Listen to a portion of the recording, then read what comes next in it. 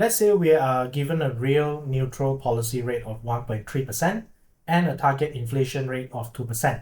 Calculate the target nominal policy rate using the Taylor rule. If expected inflation is 2.6%, the expected real GDP growth is 4%, and the trend real GDP growth is 5%.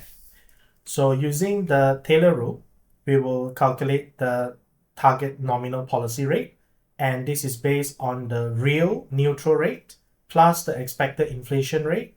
Then we have these two terms. The weightage is set to 0.5 for the CFA syllabus.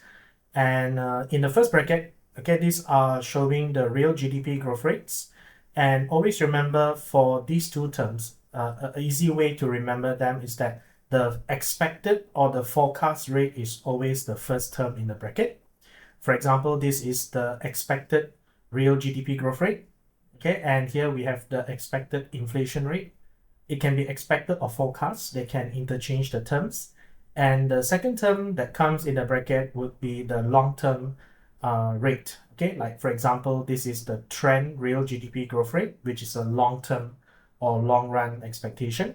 Then in the second bracket, this is the target inflation rate. So it's more like a long-run target rate.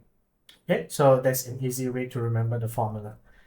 Now, we identify the numbers first of all. Like for example, the real neutral rate is 1.3%. Okay, the expected inflation rate is 2.6%. The expected real GDP growth rate is 4%. The trend real GDP growth rate is 5%. Okay, and then the target inflation rate is 2%.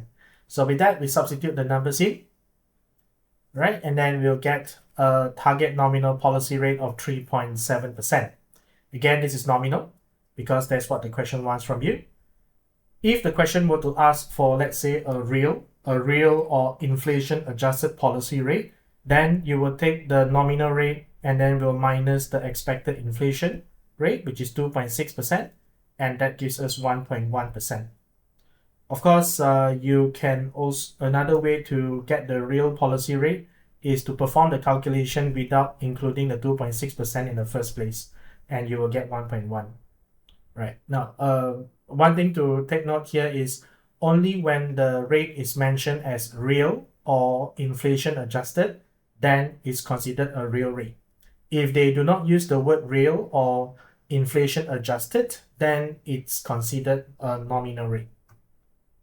Now, based on this calculation, let's say you are told that the central bank's current policy rate is 4.25%. Determine if the central bank should implement an expansionary or contractionary monetary policy based on the Taylor rule, and justify your response. Now, from the Taylor rule, the target nominal policy rate is 3.7%. If the central bank follows the Taylor rule, they would have to reduce the policy rate from 4.25% to 3.7%. And reducing the policy rate would be an act of implementing an expansionary monetary policy because you want to stimulate growth, okay, within the economy. Okay, so that is so your justification when you mention expansionary, the justification is because we have to reduce the policy rate from 4.25 to 3.7%. So having the calculation would justify that this is expansionary. If the change would involve increasing the policy rate, then it would be a contractionary monetary policy.